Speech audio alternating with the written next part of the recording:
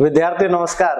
मैं एन के यादव आपका हार्दिक स्वागत और अभिनंदन करता हूं। साथियों, राजस्थान कर्मचारी चयन बोर्ड द्वारा एक बहुत ही महत्वपूर्ण प्रतियोगिता परीक्षा का आयोजन किया जा रहा है, जिसको लेकर बच्चे काफी संशयित है, क्योंकि ये राजस्थान में पहली बार इस प्रकार की परीक्षा का आयोजन किया जा रहा है। राजस्थान सरकार ने बार बार परीक्षाओं के झंझट से मुक्ति तथा विद्यार्थियों की सुविधा के लिए एक परीक्षा कराने का निर्णय लिया और उसे नाम दिया गया सीईटी। ध्यान से देखिए, इसे नाम दिया गया सीईटी। ठीक है, तो लगातार बच्चों के ये क्वेरीज आ रही है कि सर सीईटी क्या है, इस पर हम फॉर्म कैसे अप्लाई करें। इसको लेकर मैं आपके समक्ष एक शॉर्ट वीडियो लेकर आया हूं। अब आप दो तीन चीजों को ध्यान से देखिए। यहां पर हमने राजस्थान कर्मचारी चयन बोर्ड जयपुर ने एक विज्ञापन निकाला है और उस विज्ञापन में यहां पर लिखा समान पात्रता परीक्षा यानी कॉमन एलिजिबिलिटी टेस्ट स्नातक स्तर 2022। पहले तो मैं आपको दो बातें बता देता हूं कि सीईटी एक एग्जाम है और उस एग्जाम के दो स्तर होते हैं। जैसे आपने एसएससी के देखे होंगे, एसएससी के भी दो स्तर है विद्यार्थियों, एक ग्रेजुएशन लेवल और 10+2 लेवल। तो सीईटी के दो प्रकार हो गए, एक स्नातक और दूसरा सीनियर सेकेंडरी, यानी मैं सीधे तौर पर 10+2 लिख देता हूं। तो अभी राजस्थान कर्मचारी चयन बोर्ड द्वारा स्नातक स्तर के फॉर्म फिल करवाए जा रहे हैं। ठीक है, इसके साथ साथ दूसरी बात यह है कि 10+2 सीईटी के अभी फॉर्म 2-3 दिन में निकल जाएंगे और दोनों परीक्षाओं का आयोजन फरवरी 2023 में होने जा रहा है, जिसकी डेट भी कर्मचारी चयन बोर्ड द्वारा घोषित कर दी गई। तो विद्यार्थियों, दो चीजें समझिए। इस प्रकार की परीक्षा जब आप दे देंगे तो आपके पास एक स्कोर कार्ड आ जाएगा और उस स्कोर कार्ड में आपके अंक दिए जाएंगे। इसके बाद विभाग अपनी भर्ती निकालेगा, उसमें आप फॉर्म फिल करेंगे और उसमें यदि आपके टॉप मार्क्स हैं तो आप उस नौकरी के लिए एलिजिबल हो जाए। यानी अब आपको ये कर्मचारी चयन बोर्ड ने, आप देखिए यहां पर 8 क्रम दिए हुए हैं, 8 विभागों में ये भर्तियां निकाली हैं, जिसमें प्लाटून कमांडर है, जिलेदार, पटवारी, तहसीलदार, तहसील राजस्व लेखाधिकारी, कनिष्ठ लेखार, जिसे आप जूनियर अकाउंटेंट कहते हैं। सबसे ज्यादा पद जूनियर अकाउंटेंट के ही हैं। पर्यवेक्षक, ठीक है, महिला अधिकारिता विभाग में पर्यवेक्षक और छात्रावास अधीक्षक। ठीक है, तो ये इन पदों पर भर्ती, तो इनके लिए आपके पास दो तीन चीजों को आप ध्यान में रखिए। देखिए, आप यहाँ पर संभावित पद भी देख रहे हैं। ये पद तो केवल आपको एक, ये मान के चलिए, प्रारंभिक संख्या दी गई है। जब आप कॉमन एलिजिबिलिटी टेस्ट के लिए आप फॉर्म भर देंगे, फरवरी में पेपर हो जाएगा और उस पेपर में आपके पास जब आप हो जाएंगे तो एक स्कोर कार्ड आएगा कि आपके इतने मार्क्स हैं, आपके इतने मार्क्स हैं, आपके इसके मार्क्स। ये नौकरी नहीं दे रहा है। इसके बाद आप प्रत्येक विभाग ये नौकरी निकालेगा। जैसे ये गृह रक्षा विभाग है, ये प्लाटून कमांडर की विज्ञप्ति निकालेगा। कितने पदों की? 43। ये पद संभावित है, बढ़ भी सकते हैं और घट भी। अब आपने पास कर ली सीईटी, सीईटी में जिसके टॉप मार्क्स होंगे वो इसके अंदर क्या हो जाएगा विद्यार्थियों, वो इसके लिए एलिजिबल हो जाएगा और उसे नौकरी मिल जाएगी। आप देखिए, जैसे कोष एवं लेखा विभाग में कनिष्ठ लेखाकार के सबसे ज्यादा पद आए हैं, 1923 जूनियर अकाउंटेंट की भर्ती आई है। अब इसमें भी वही होगा, आप सीईटी दे ग्रेजुएशन लेवल, लेकिन ध्यान रखें इसके लिए योग्यता ग्रेजुएशन लेवल है, यानी इसके लिए आपके पास स्नातक की डिग्री होना जरूरी है। अब स्नातक चाहे वो आपके पास बीकॉम हो, चाहे आपके पास बीएससी हो, चाहे बीए हो, चाहे बीटेक हो, यानी इस प्रकार की जो आपके पास ग्रेजुएशन की डिग्रियां वो होनी चाहिए, आप उसके लिए एलिजिबल हो जाएंगे। ठीक है, तो आपको अब आप समझ गए होंगे सीईटी क्या है। सीईटी एक परीक्षा है जो कॉमन एलिजिबिलिटी टेस्ट है, जिसमें अब दूसरा सीईटी जो होगा वो 10+2 लेवल। जब 10+2 लेवल होगा तो उसके अंदर छोटे पद, यानी जैसे 4th क्लास क्लर्क, वो उसके अंदर आ जाएंगे। ठीक है, वो लंबी और बड़ी भर्ती आने वाली है। ठीक है, उसमें पद ज्यादा रहेंगे। आप देखिए विभागवार सेवावार रिक्त पदों की संख्या में मुख्य परीक्षा के समय कमी या बढ़ोतरी की जा सकती है। राजस्थान अधीनस्थ लिपिकीय वर्ग समान पात्रता परीक्षा नियम 2022 एवं समान पात्रता परीक्षा स्नातक स्तर में शामिल पदों से संबंधित सेवा नियमों में किया गया कोई संशोधन को भी मान्य किया जाएगा। तो यानी पदों में बढ़ोतरी और कमी की जा सकती है। अब आप डिग्री देखिए, पटवारी के लिए उम्र 18 से 40 वर्ष होनी चाहिए, ग्रेजुएशन, और आपके पास यहाँ पर RSCIT होना चाहिए। ऐसे ही आप देखिए, आपके पास जिलेदार में आपके पास क्या होना चाहिए, स्नातक की डिग्री होनी चाहिए। यहाँ पर RSCIT की आवश्यकता नहीं है, ठीक है। प्लाटून कमांडर में 20 से 40 वर्ष उम्र होनी चाहिए, ठीक है। और आप यहाँ पर देखिए, मान्यता प्राप्त विश्वविद्यालय से स्नातक होनी चाहिए। इसी तरीके से आप TRA को देख लीजिए, ठीक है, 21 से 40 वर्ष, और इसमें भी आपके पास स्नातक तथा RSCIT होना चाहिए। कनिष्ठ लेखाकार जूनियर अकाउंटेंट के लिए भी सेम योग्यता है। कारागार विभाग में उप जेलर 18 से 40 वर्ष उम्र, वही ग्रेजुएशन की डिग्री, यहाँ RSCIT की कोई जरूरत नहीं है। उसके बाद पर्यवेक्षक, जिसे आप कहते हैं सुपरवाइजर, 18 से 40 वर्ष उम्र होनी चाहिए, और यहाँ भी ग्रेजुएशन, यहाँ RSCIT होना जरूरी नहीं है। उसके बाद छात्रावास अधीक्षक, आपने वार्डन का नाम सुना होगा, उसके लिए 21 से 40 वर्ष उम्र होनी चाहिए और ग्रेजुएशन इसमें मांगी गई है।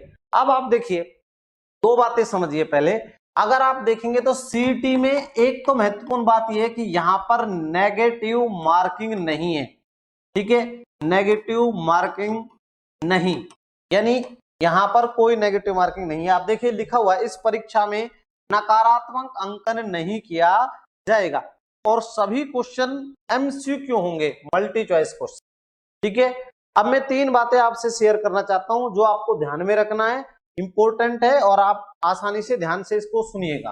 पहली, CET के level, CET common eligibility test के लेवल 2 हैं, एक है स्नातक और दूसरा लेवल है सीनियर सेकेंडरी, ठीक है।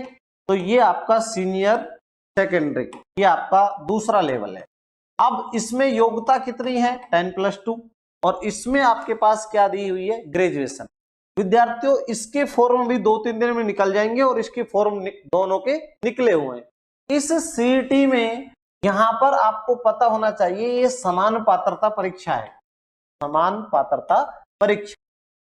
और ये जो समान पात्रता परीक्षा है, ये दोनों ही परीक्षा 1 वर्ष के लिए मान्य होगी, 1 वर्ष के लिए, यानी, और 1 वर्ष कब तक, रिजल्ट से, ध्यान रखिए, रिजल्ट आपका जिस दिन आएगा उस दिन से 1 वर्ष के लिए ये जो आपके मार्क्स हैं, जो आपको सर्टिफिकेट मिलेगा, ठीक है, पात्रता परीक्षा का, ठीक है, वो 1 साल तक के लिए मान्य होगा। उसके बाद अगर सर, इसके बाद हर साल इस प्रतियोगिता परीक्षा का आयोजन किया जाएगा। तो दूसरी बात, ये प्रत्येक वर्ष आयोजित की जाएगी, प्रत्येक वर्ष क्या की जाएगी, आयोजित की जाएगी, आयोजित की जाएगी, आयोजित की जाएगी। तीसरी महत्वपूर्ण बात यह है कि यदि मान लीजिए CET आपने दिया 2023 में, एक CET दे रहे हैं फरवरी के अंदर, और दूसरा CET आपने दे दिया दिसंबर 2023 में, क्योंकि ये तो 22 का है, ये भी आपका CET है। इसमें आपके मान लीजिए यहां पर 100 मार्क्स आए, 100 मार्क्स, और यहां पर आपके मार्क्स मान लीजिए 90 मार्क्स, तो इन दोनों में से जो भी अधिकतम होगा वो मान्य होगा।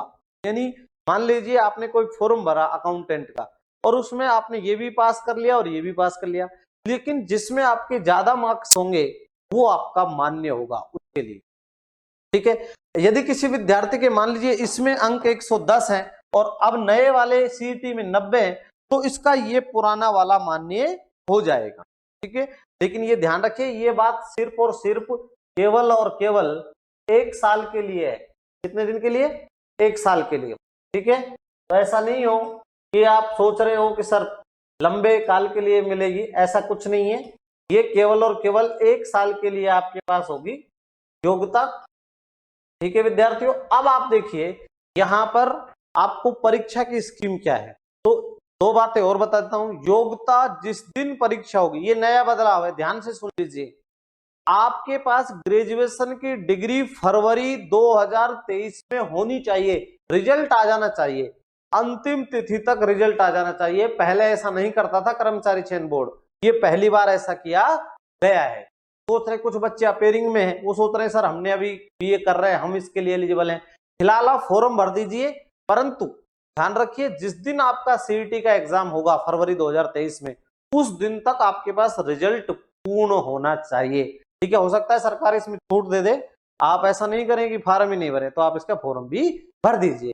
अब इसके लिए सर क्या क्या आएगा इसके अंदर, तो देखिए यहाँ पर समान पात्रता परीक्षा स्नातक स्तर परीक्षा स्कीम, तो 150 क्वेश्चन होंगे, प्रत्येक क्वेश्चन 2 अंक का होगा, 300 अंक कुल होंगे और 3 घंटे आपको परीक्षा के लिए मिलेंगे।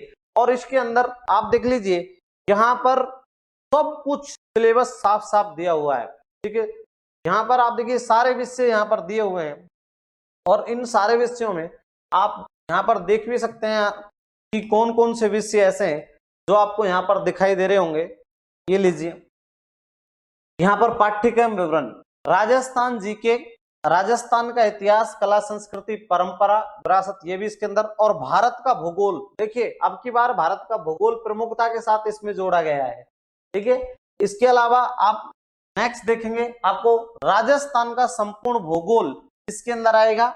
उसके बाद राजस्थान में राजनीतिक यानी राजस्थान की राज्य व्यवस्था के साथ साथ में आपको भारत की राज्य व्यवस्था को भी ध्यान में रखना है। ठीक है, नेक्स्ट देखिए इकोनॉमिक्स का बड़ा रोल।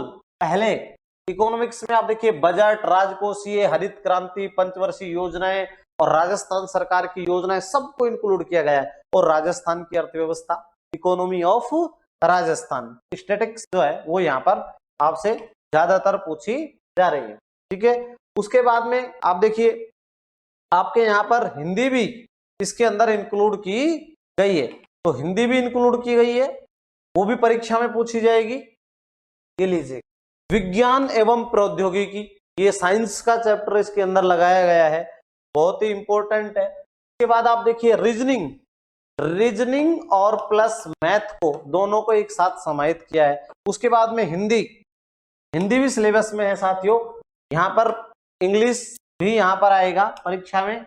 और उसके बाद कंप्यूटर ज्ञान ये भी है, और समसामयिक घटनाएं यानी राजस्थान करंट अफेयर्स तथा राजस्थान सरकार की विभिन्न योजनाओं को भी खेल कूद से लेकर स्थान, व्यक्तित्व और व्यक्ति, इन सबको समाहित किया गया है। अगर मैं पूरे के विश्लेषण करूं तो यहाँ पर 14 विषय परीक्षा में आ रहे हैं, यानी ये तो कह सकते हैं कि बड़ा टिपिकल मामला है, समय कम है, सिलेबस बहुत बड़ा दिया गया है। साथियों फिर भी हम आपके साथ खड़े हैं, आपको पूर्णतः और पूर्ण समय में सुनियोजित और व्यवस्थित कंटेंट के साथ बहुत अच्छी तरह तैयारी करवाई जाएगी और आप सीईटी को क्रैक करेंगे, ऐसा मुझे विश्वास है। विद्यार्थियों, मैं विशेष तौर पर आपके लिए ये वीडियो लेकर आया था क्योंकि बच्चे बार बार पूछते थे कि सर सीईटी क्या है, राजस्थान में सीईटी से तात्पर्य क्या है। तो इसका एक छोटा सा सार गर्भित बता देता हूं कि राजस्थान सरकार द्वारा सभी भर्तियों के लिए एक कॉमन टेस्ट का आयोजन किया जाएगा। उसके बाद उसके स्कोर के आधार पर अगर आपका टॉप स्कोर के तो आप विभाग में नौकरी प्राप्त कर लेंगे।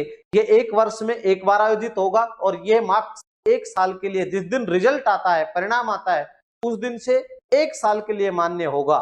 ठीक है, नेगेटिव मार्किंग नहीं है, ये एक सुखद बात है। ठीक है, अगर आपको हमारा ये वीडियो पसंद आया हो तो लाइक करें, शेयर करें और सब्सक्राइब करें। धन्यवाद साथियों, जय हिंद।